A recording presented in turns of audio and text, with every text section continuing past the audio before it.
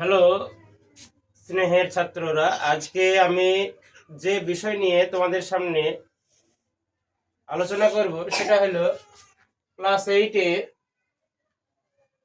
Chapter হলো পরমাণু ও অণুর ধারণা। এর আগে আমি অ্যাটমিক স্ট্রাকচারে ক্লাস 7 ধরে একটা টপিক করানো হয়েছে, একটা পার্ট 1 করানো হয়েছে, আজকে তার পার্ট 2 শুরু হয়েছে। এই চ্যাপ্টারের মূল বিষয়বস্তুগুলো একটু আমি বলে দিই। প্রথম হবে পরমাণু কাকে বলে, অণু কাকে বলে, পরমাণুর উদাহরণ, অণুর উদাহরণ, অণু কয় প্রকার ও কি কি, মৌলিক অণু কাকে বলে তার উদাহরণ, যৌগিক অণু কাকে বলে তার উদাহরণ, ডাল্টনের পরমাণুবাদের স্বীকার্য বিষয় ও ডাল্টনের পরমাণুবাদের স্বীকার্য বিষয়ের ত্রুটি, রাদারফোর্ডের পরমাণু মডেল, তারপরে নিলস বোরের থিওরি, সাথে আইসোটোপ, তারপরে বিভিন্ন মৌল দেওয়া থাকবে, সে বিভিন্ন মৌলের ইলেকট্রন, প্রোটন, নিউট্রন ও ভর সংখ্যা নির্ণয়, সাথে পরমাণু ক্রমাঙ্ক কাকে বলে, ভর সংখ্যা কাকে বলে, এইসব বিষয় নিয়ে আজকের মূল বিষয়। তাহলে আমি প্রথমে টপিকে চলে আসি। পরমাণু কাকে বলে? পরমাণু হলো মৌলিক পদার্থের ক্ষুদ্রতম কণা যারা রাসায়নিক বিক্রিয়ায় অংশগ্রহণ করে, যাদের মধ্যে মৌলের সব ধর্ম বর্তমান থাকে, যাদেরকে ভাঙা যায় না, তাদেরকে বলা হয় পরমাণু। তাহলে পরমাণুর উদাহরণ কি? পরমাণুর উদাহরণ হলো এইচ, সিএল, এনএ, এগুলো হলো পরমাণুর উদাহরণ। পরে আমি যেটা বলবো সেটা হলো ডাল্টনের পরমাণুবাদের স্বীকার্য বিষয়। এবার যে বিষয়টা পড়বো সেটা হলো ডাল্টনের পরমাণুবাদের স্বীকার্য বিষয়। ডাল্টনের পরমাণুদের স্বীকার্য বিষয়গুলি প্রথমেই বলবো যে সমস্ত মৌলিক পদার্থ অসংখ্য অতি ক্ষুদ্র নিরেট কণা দিয়ে গঠিত, এটার নামই হলো পরমাণু। তিনি বলেছিলেন যে প্রত্যেকটা মৌলিক পদার্থ কেমন হবে? অসংখ্য অতি ক্ষুদ্র নিরেট কণা দিয়ে তৈরি। 2 নম্বর বললেন পরমাণু অবিভাজ্য, অর্থাৎ কোনো রাসায়নিক বিক্রিয়া দ্বারা পরমাণুকে সৃষ্টি করা বা ধ্বংস করা যায় না। তিনি এই কথা প্রথম বলেছিলেন। কোনো রাসায়নিক বিক্রিয়া দ্বারা পরমাণুর আকার ও ওজন ধর্মের পরিবর্তন করা সম্ভব নয়। 3 নম্বরে বলেছেন একটি মৌলিক পদার্থের প্রত্যেকটি পরমাণুর ওজন ও ধর্ম একই হয়। 4 নম্বরে তিনি বললেন বিভিন্ন মৌলিক পদার্থের পরমাণুর ওজন ও ধর্ম আলাদা হবে। 5 নম্বরে রাসায়নিক বিক্রিয়া দ্বারা যৌগ গঠনের সময় বিভিন্ন মৌলের পরমাণুগুলি পূর্ণ সংখ্যা সমানুপাতে যুক্ত হয়ে যৌগ গঠন করে। এ থেকে আমি দুটো কথা বলি। সেটা হলো তিনি বলেছেন যে পরমাণুকে সৃষ্টি করা যায় না, ধ্বংস করা যায় না, পরমাণু নিরেট কণা দিয়ে তৈরি হয়।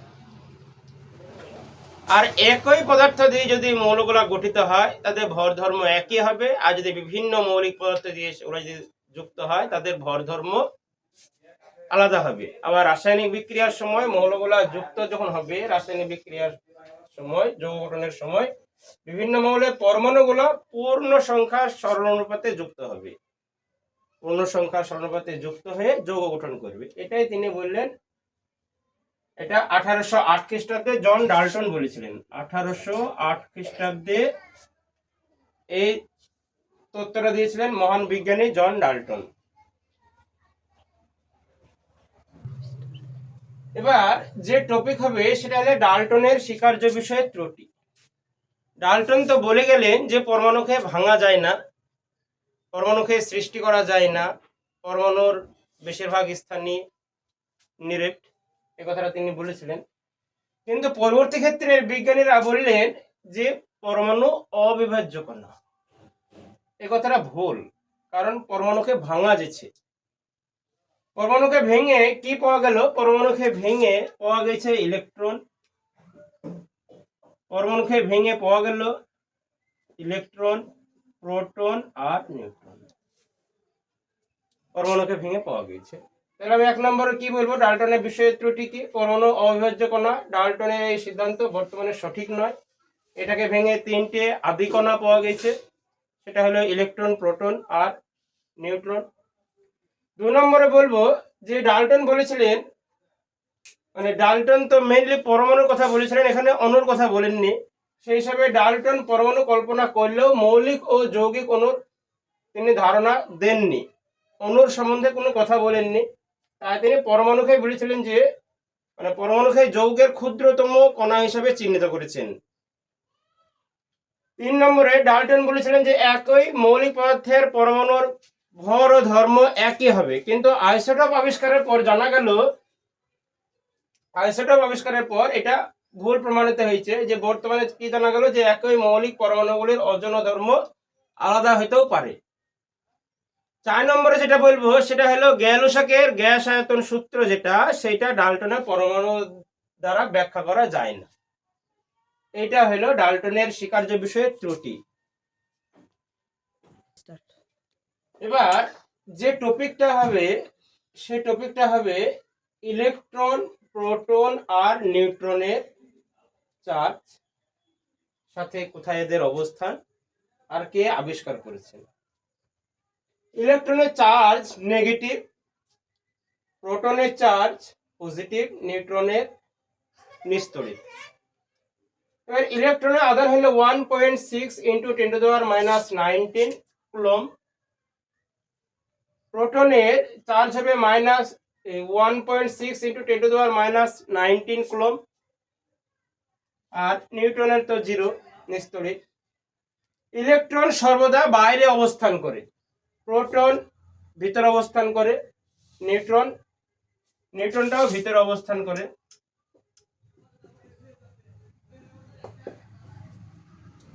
এবার জেনে যাব যে কে কে ইলেকট্রন আবিষ্কার করেছিল। ইলেকট্রন 1897 সালে অস্তিত্ব প্রমাণ করেছিল থমসন। ইলেকট্রনের অস্তিত্ব প্রমাণ করেছিল থমসন, নামকরণ করেছিলেন জর্জ স্টোনি। প্রোটন 1913 সালে রাদারফোর্ড আবিষ্কার করেন। নিউট্রন আবিষ্কার করেন 1932 সালে স্যার জেমস সেডউইক। এছাড়াও পরমাণুর কিছু অস্থায়ী কণা আছে, পজিট্রন, মেসন, নিউট্রনো, অ্যান্টি নিউট্রনো, আর সংমিশ্রণ কিছু কণা আছে, সেটা হলো ডয়টেরন ও আলফা কণা। এই গেল ইলেকট্রন, প্রোটন আর নিউট্রন এর আধান, কোথায় অবস্থান, কে কত সালে আবিষ্কার করেছেন, এই বিষয়ে আলোচনা। এবার পরে কোশ্চেন আমি বলতে পারি তাহলে ইলেকট্রন কাকে বলে। পরমাণু যে নেগেটিভ কণা সেটার নাম কি? ইলেকট্রন। যেটা পজিটিভ তড়িৎগ্রস্ত কণা তার নাম কি? প্রোটন। পরমাণু যেটা নিস্তড়িত কণা তার নাম হলো নিউট্রন। এবার যেটা কথা, আজকের যেটা মূল বিষয়, সের নাম হলো আইসোটোপ। আইসোটোপ কাকে বলে? আইসোটোপ হলো, এবার যে টপিকের নাম হবে তার নাম হবে আইসোটোপ।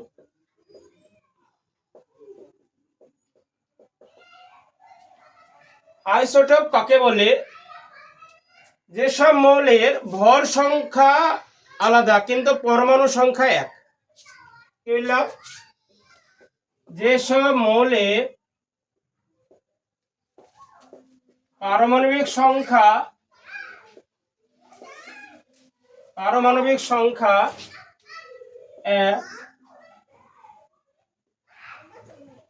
এক, কিন্তু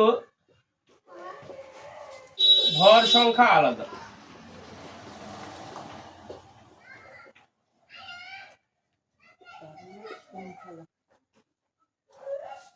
কিন্তু ভর সংখ্যা আলাদা, তাকে বলা হয় আইসোটোপ।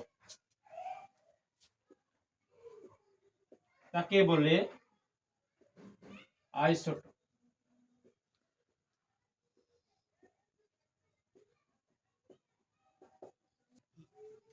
তাহলে আইসোটোপ কাকে বলে? যেসব মৌলের পারমাণবিক সংখ্যা এক কিন্তু ভর সংখ্যা আলাদা। একটা উদাহরণ দিই, ইউরেনিয়ামের একটা উদাহরণ। ইউরেনিয়ামের আইসোটোপ হচ্ছে 92U235, 92U238। দুজনের পারমাণবিক সংখ্যা এক, কিন্তু ভর সংখ্যা আলাদা। তাহলে এদেরকে আমি কি বলবো? এদেরকে বলবো আইসোটোপ। এরপরে আমি কি জানবো স্যার? আইসোটোপের পরে এবার অনেকগুলা মৌল নেব, তাদের ইলেকট্রন, প্রোটন, নিউট্রন ও ভর সংখ্যা নির্ণয় করব। এবার আমাদের কাজে হবে যে একটা করে মৌল নিয়ে আসা, একটা করে আইসোটোপে বিভিন্ন আইসোটোপ নিয়ে আসা, তাদের ইলেকট্রন, প্রোটন নির্ণয় করা। যেমন 1H1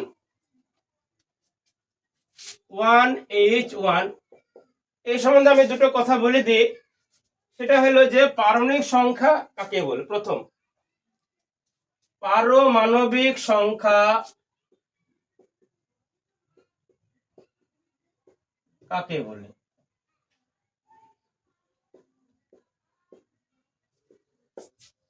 পারমাণবিক সংখ্যা একটা পরমাণুর, এটা একটা পরমাণুর নিউক্লিয়াসের ভিতরে যতগুলা প্রোটন থাকে, বাইরে ততগুলা ইলেকট্রন থাকে। আর পরমাণু নিউক্লিয়াসের ভিতরে যতগুলা প্রোটন থাকে, এই প্রোটন সংখ্যাটা হলো পারমাণবিক সংখ্যা বা পরমাণু ক্রমাঙ্ক। স্যার ভর সংখ্যা কাকে বলে? ভর সংখ্যা হলো একটা পরমাণু নিউক্লিয়াসের ভিতরে যতগুলা প্রোটন আর নিউট্রনের সমষ্টিকে বলা হয়, প্রোটন নিউট্রনের সমষ্টিকে বলা হয় ভর সংখ্যা। আরেকটা কথা কি বললাম? ভিতরে যতগুলা প্রোটন থাকবে, বাইরে ততগুলা ইলেকট্রন থাকবে। তাহলে পারমাণবিক সংখ্যা ক্লিয়ার হয়ে গেল। এবার আমরা কি করব? 1H1 ধরবো। 1H1 ধরে এখানে ইলেকট্রন কটা, প্রোটন কটা, নিউট্রন কটা, মাস নাম্বার বা ভর সংখ্যা বের করব। এবার হইল কথা, স্যার ইলেকট্রন কটা হবে? ইলেকট্রন একটা হবে, ইলেকট্রন একটা, প্রোটন একটা হবে।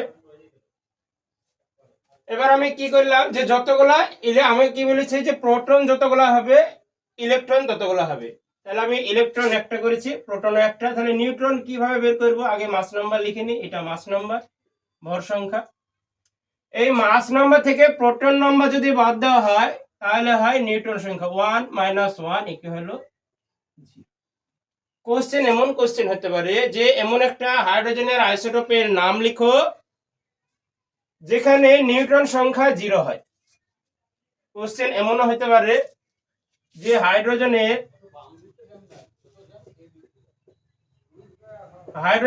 এমন একটি আইসোটোপে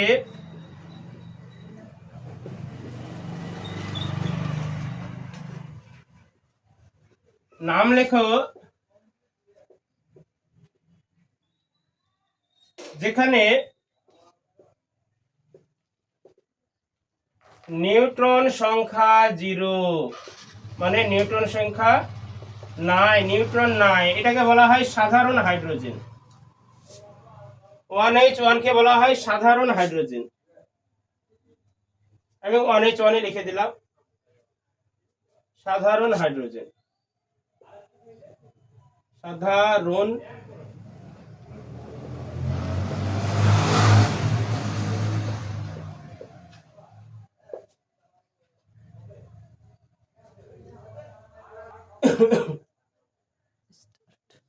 এবার 1H1 তাহলে কি গেল? ইলেকট্রন সংখ্যা 1, প্রোটনে গেল 1, আর এটা গেল ভর সংখ্যা। তাহলে ভর সংখ্যা হলো 1। নিউট্রন সংখ্যা কিভাবে বের করব? ভর সংখ্যা থেকে প্রোটন সংখ্যা বাদ দেব। 1 - 1 সমান হলো 0। তাহলে হাইড্রোজেন এমন একটি আইসোটোপ এটা যেখানে নিউট্রন সংখ্যা 0 হয়। পরে যেটা করব সেটা হলো 15p31। 15p31 এখানে ইলেকট্রন সংখ্যা বের করব। ইলেকট্রন সংখ্যা 15, প্রোটন সংখ্যা কত? 15। তারপরে মাস নাম্বার গেল কত? 31। নিউটন সংখ্যা কিভাবে বের করব? নিউটন সংখ্যা হলো 31 - 15 সমান।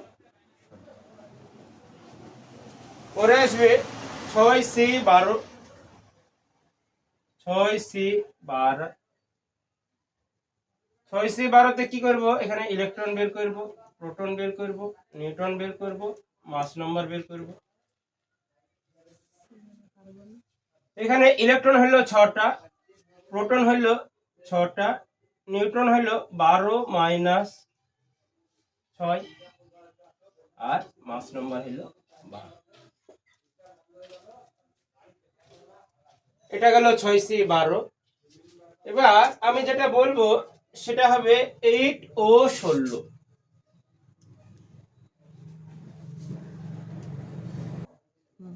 তাহলে আমি 15P31 বললাম। এই P ফর ফসফরাস, এটা সি, এটা কার্বনের আইসোটোপ, এটা 6C12 এখানে বলে দিলাম। এরপরে যেটা আসছে 8 ও 16 অক্সিজেনের আইসোটোপ, 8 ও 16। এখানে ইলেকট্রন বের করব, প্রোটন বের করব, নিউট্রন বের করব, মাস নাম্বার মানে ভর সংখ্যা, মাস নাম্বার মানে হচ্ছে ভর সংখ্যা, ভর সংখ্যা হলো 16,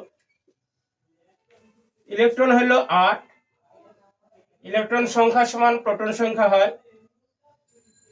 আর নিউটন সংখ্যা কিভাবে বের করব, নিউটন সংখ্যা ভর সংখ্যা থেকে প্রোটন সংখ্যা বাদ দেব, নিউটন সংখ্যা থেকে প্রোটন সংখ্যা বাদ, সরি মাস নাম্বার থেকে প্রোটন সংখ্যা বাদ, তাহলে 16 মাইনাস 8 সমান হলো 8। এবার যেটা আছে সেটা হচ্ছে 17Cl35, 17Cl35 মানে এটা ক্লোরিনের আইসোটোপ। এখানে ইলেকট্রন কটা হবে, ইলেকট্রন 17টা হবে, প্রোটনও 17টা। তাহলে নিউটন সংখ্যা কিভাবে বের করব, নিউট্রন হবে 35 মাইনাস 17 সমান হলো 18, আর ভর সংখ্যা বা মাস নাম্বার হলো 35।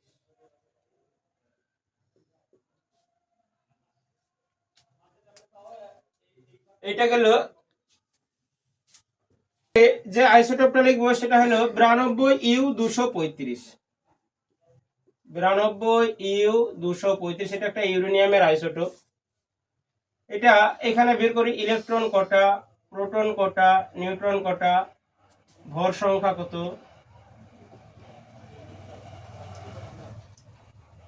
এখানে ইলেকট্রন 92টা, প্রোটনও হবে 92টা। নিউটন সংখ্যা কিভাবে বের করব, ভর সংখ্যা থেকে 92 বাদ দেব, 235 মাইনাস 92 সমান 143, ভর সংখ্যা হলো 200। আরেকটা লিখবো 92U238, 92U238। এখানে ইলেকট্রন বের করব, প্রোটন বের করব, নিউট্রন বের করব, তারপরে মাস নাম্বার বের করব। ইলেকট্রন কটা হবে, 92টা, প্রোটন হলো 92টা, নিউট্রন এটা থেকে এটা বিয়োগ করতে হয়, 238 মাইনাস 92 সমান 146, মাস নাম্বার মানে বোঝায় ভর সংখ্যা, এটা হলো 238।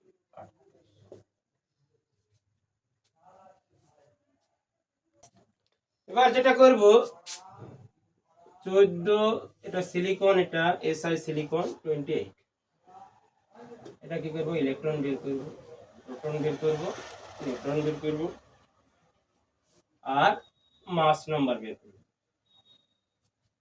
ইলেকট্রন হলো 14টা, প্রোটন হলো 14টা, নিউট্রন কত হবে 28 মাইনাস 14 সমান, এটা 14 হলো, মাস নাম্বার কত হবে 28। পরে যেটা করব সেটা 3Li6, 3Li6। ইলেকট্রন হলো 6টা, 3টে, সরি ইলেকট্রন 3টে, প্রোটন 3টে, নিউটন হইল 6 মাইনাস 3 সমান 3, আর মাস নাম্বার হইল 6। পরে যেটা করব সেটা হচ্ছে 11 11 Na23। এটা সোডিয়ামের, এটা একটা আইসোটোপ। Na মানে সোডিয়াম। এখানে হচ্ছে ইলেকট্রন কটা আছে, প্রোটন, নিউট্রন আর মাস নাম্বার বা ভর সংখ্যা। ইলেকট্রন 11, প্রোটনও 11। নিউটন সংখ্যা কিভাবে বের করব? নিউটন সংখ্যা বের করব এটা থেকে এটা বিয়োগ করি, সমান 12। ভর সংখ্যা কত হইল? 23।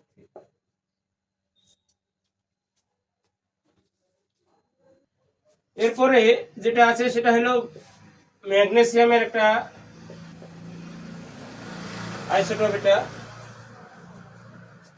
সেটা হলো এখানে 12 Mg24। ইলেকট্রন, প্রোটন, নিউট্রন, মাস নাম্বার বের করব। এখানে ইলেকট্রন কটা আছে? 12টা। প্রোটন আছে কটা? 12টা। নিউট্রন হবে 24 মাইনাস 12 সমান হলো 12। মাস নাম্বার হবে 24। পরে 8 ও 16। 8 ও 16 এটা অক্সিজেনের আইসোটোপ। অক্সিজেনের 3টে আইসোটোপ আছে। এটাকে করি। এটা হলো ইলেকট্রন, প্রোটন বের করব, নিউট্রন বের করব, মাস নম্বর বের করব। ইলেকট্রন কটা হবে? 8টা হবে। প্রোটনও 8টা। নিউট্রন এটা থেকে এটা বিয়োগ করতে হয়, আর মাস নাম্বার হইল 16।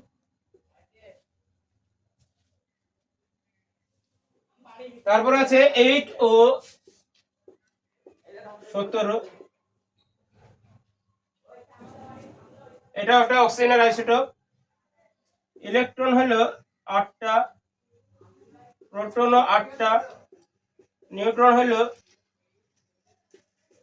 17 মাইনাস 8 সমান হলো 9, আর মাস নাম্বার 17। মাস নাম্বার মানে আমি যেখানে মাস নাম্বার যেখানে লিখছি, মাস নাম্বার মানে ভর সংখ্যা। আমি যেখানে যেখানে মাস নাম্বার লিখেছি, মাস নাম্বার মানে হলো ভর সংখ্যা। পরে যেটা আছে 8 ও 18। পরে যেটা লিখবো সেটা হচ্ছে 8 ও 18। এটাও একটা অক্সিজেনের আইসোটোপ। অক্সিজেনের 3টে আইসোটোপ, 8 ও 16, 8 ও 17, 8 ও 18। তাই ইলেকট্রন হলো 8টা, প্রোটনও 8টা হবে। ইলেকট্রন যা হয় প্রোটনও তাই হয়। তাহলে এবার নিউট্রন কিভাবে বের করব? নিউট্রন হলো এই ভর সংখ্যা থেকে আমাকে ইলেকট্রন কি হচ্ছে প্রোটন বাদ দিই। তাহলে 18 মাইনাস 8 সমান হলো 10, আর মাস নাম্বার কত? মাস নাম্বার হলো 18।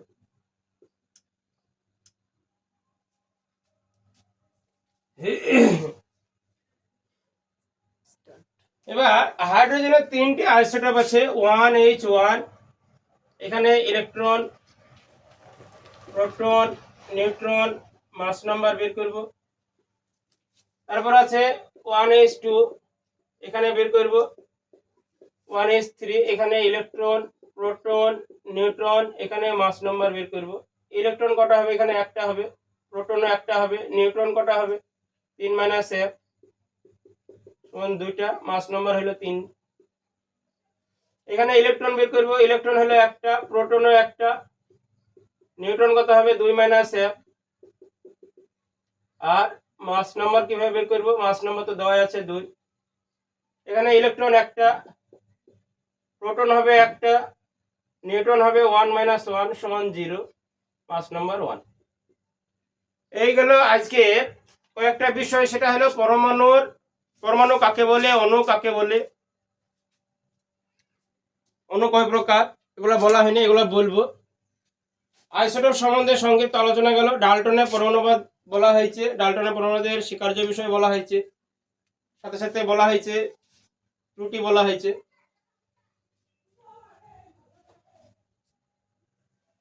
এবার যেটা বলবো সেটা হলো অণু। অণু সম্বন্ধে আলোচনা।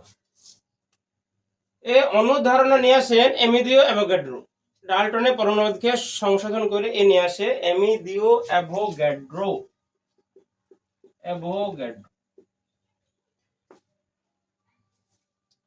তাহলে অণু কাকে বলে? অণু হলো যে মৌলিক বা জৈব পদার্থের ক্ষুদ্রতম কণা, যার মধ্যে মৌলিক পদার্থের সমস্ত ধর্ম বর্তমান থাকে, যারা স্বাধীনভাবে থাকতে পারে, তাদেরকে বলা হয় অণু। অণু দুই প্রকার হয়।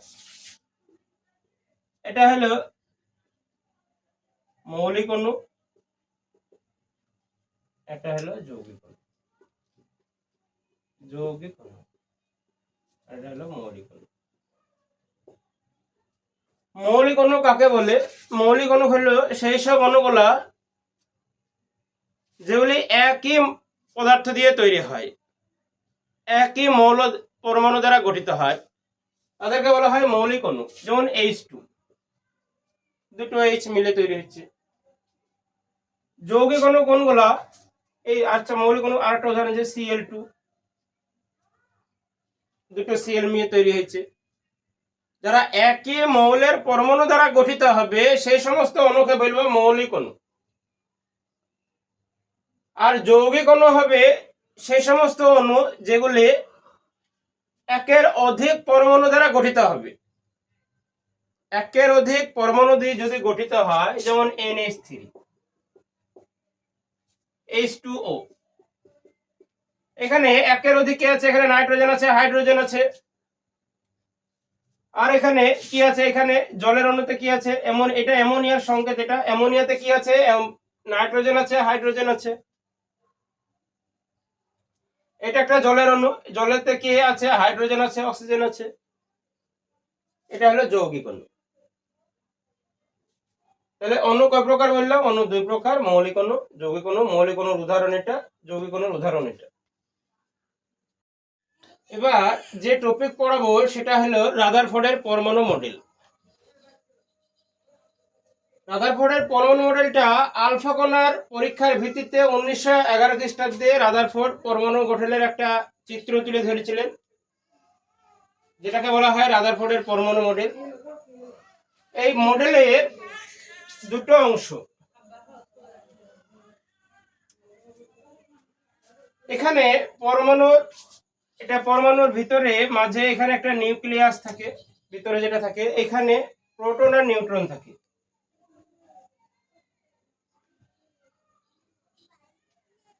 এই জায়গাটাকে বলা হয়, যে জায়গাটা পরমাণুর কেন্দ্রে আর কি অতি অল্প জায়গায় অবস্থান করে, একে বলা হয় নিউক্লিয়াস। আর এই নিউক্লিয়াসের ভিতরে প্রোটন আর নিউট্রন থাকে। আর প্রোটন আর নিউট্রন একত্রে একসঙ্গে থাকে, এর জন্য এর নাম দেওয়া হয়েছে নিউক্লিয়ন। কণা আকারে থাকে। প্রোটন আর নিউট্রন পরমাণু নিউক্লিয়াসের ভিতরে একদম কণা আকারে থাকে, তার জন্য এর নাম দেওয়া হয়েছে নিউক্লিয়ন। তাহলে নিউক্লিয়াসে প্রোটন আর নিউট্রন একত্রে থাকে, এদের বলা হয় নিউক্লিয়ন বললাম। এরপরে নিউক্লিয়াস সর্বদা পজিটিভ তড়িৎগ্রস্ত হয়। পরমাণুর মাঝের বেশিরভাগ স্থানই ফাঁকা, এগুলো সব ফাঁকা হয়। আর পরমাণু তাহলে নিরেট নয়। আর বাইরে থাকে ইলেকট্রন, এটা হচ্ছে বাইরের ইলেকট্রন মহল। এবার নিউক্লিয়াসের বাইরে ইলেকট্রন মহল কি? ইলেকট্রনগুলি নিউক্লিয়াসকে কেন্দ্র করে বৃত্তাকার, এগুলো বৃত্তাকার কক্ষপথে তীব্র বেগে আবর্তন করছে। পরমাণু নিস্তড়িত। কেন নিস্তড়িত? না, এখানে প্রোটন যতগুলা থাকবে, কেন্দ্রে যতগুলা প্রোটন থাকে, বাইরে ঠিক ততগুলা ইলেকট্রন থাকে, এর জন্য নিস্তড়িত হয়।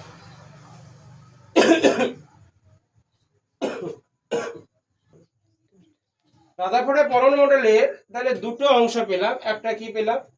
নিউক্লিয়াস। একটা পেয়েছি বাইরে ইলেকট্রন মহল। নিউক্লিয়াসে আমি কি পেলাম? যে পরমাণুর প্রায় সমগ্র ভর পরমাণুর কেন্দ্রে অতি অল্প জায়গায় অবস্থান করছে, এটা হলো নিউক্লিয়াস। আর নিউক্লিয়াসের ভিতরে কি থাকছে? প্রোটন নিউট্রন থাকছে, এই জন্য একে বলা হয় নিউক্লিয়ন।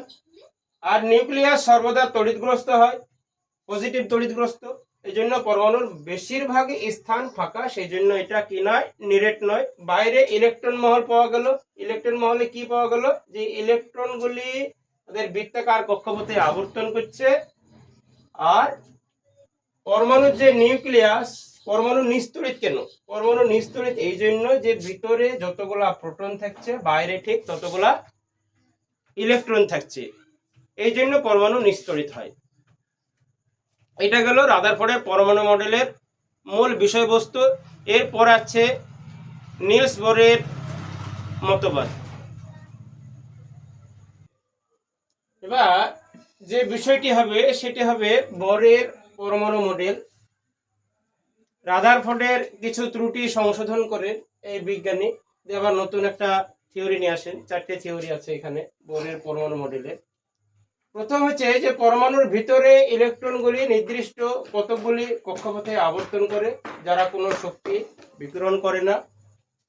ফলে শক্তি হারিয়ে ইলেকট্রনগুলো কখনোই নিউক্লিয়াসের গিয়ে পড়ে না। পরমাণুর ভিতরে যে ইলেকট্রনগুলো ঘুরছে, পরমাণুর ভিতরে যেসব ইলেকট্রনগুলো ঘুরছে সেখানে শক্তি, এখানে কোনো যে অরবিট আছে সাপোজ কে, এরা শক্তি বিকিরণ করে না বা শক্তি হারিয়ে এই নিউক্লিয়াসের উপরে যে পড়ে।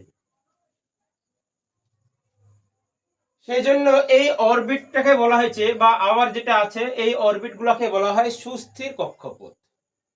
এই জন্য এই স্থির কক্ষপথ গুলাকে বলা হয় সুস্থির কক্ষপথ বা স্টেশনারি অরবিট বা এনার্জি লেভেল।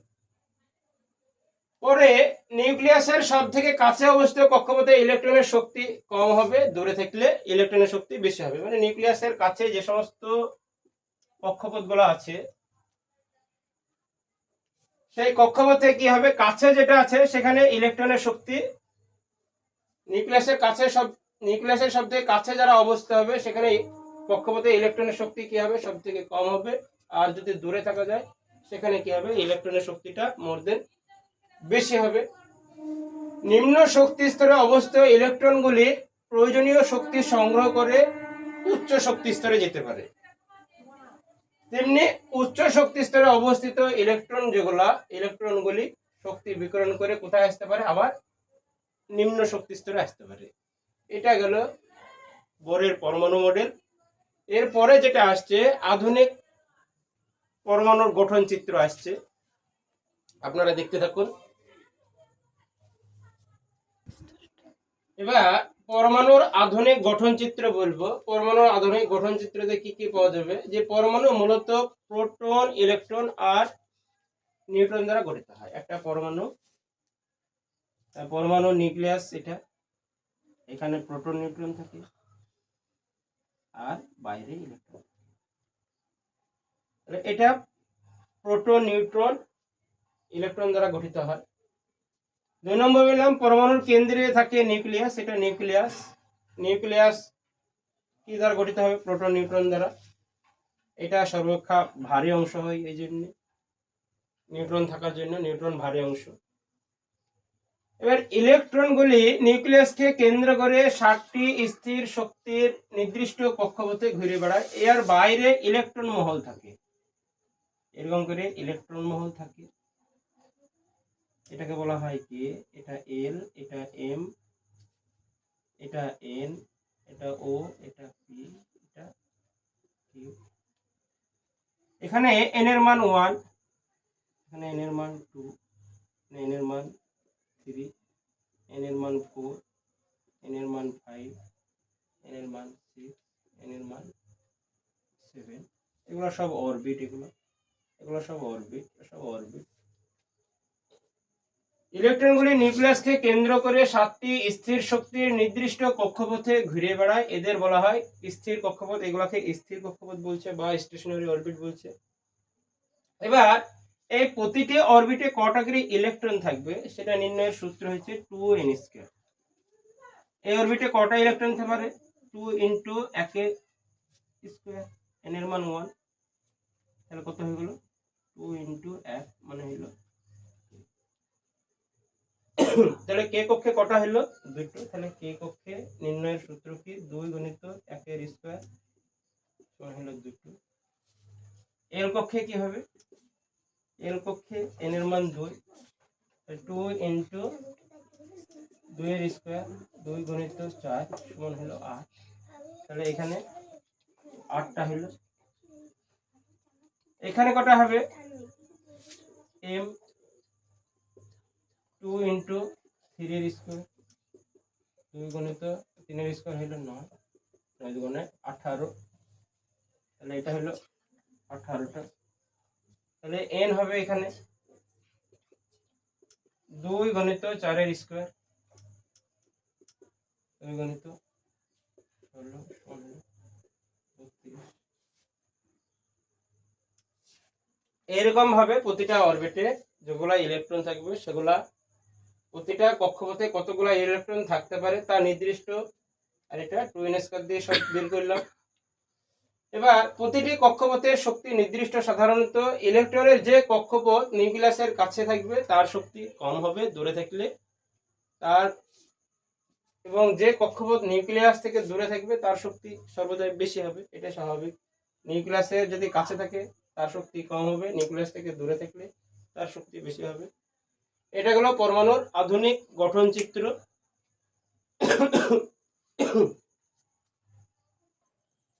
এবার যেটা কথা বলবো সেটা হলো নিউক্লিয় বল। পরমাণুর নিউট্রন ও প্রোটনের মধ্যে যে ক্রিয়াশীল আকর্ষণ বলের জন্য প্রোটন ও নিউট্রন নিউক্লিয়াসের মধ্যে আবদ্ধ থাকে তাকে বলা হয় নিউক্লিয় বল। নিউক্লিয় বল প্রোটন ও নিউট্রনের মধ্যে এক ধরনের কণার আদান প্রদান ঘটে। এটা জাপানি বিজ্ঞানী ইকাওয়া বলছে, সেই কণাটার নাম হলো পাই মেসন কণা।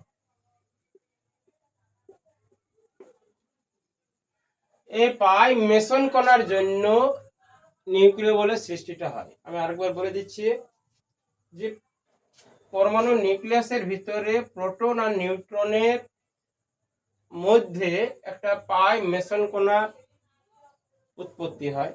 এই পাই মেসন কণার জন্যই নিউক্লিয় বলের উৎপত্তিটা ঘটে। আজকের ক্লাস এই পর্যন্তই। বাকি পার্ট 3 অ্যাটমিক স্ট্রাকচারের উপর শীঘ্রই আসছে, দেখতে নজর রাখো এমডি সাজউদ্দিন শেখ ইউটিউব পর্দায়। যারা অ্যাটমিক স্ট্রাকচারের পার্ট 1 দেখোনি তারা দেখে নিও।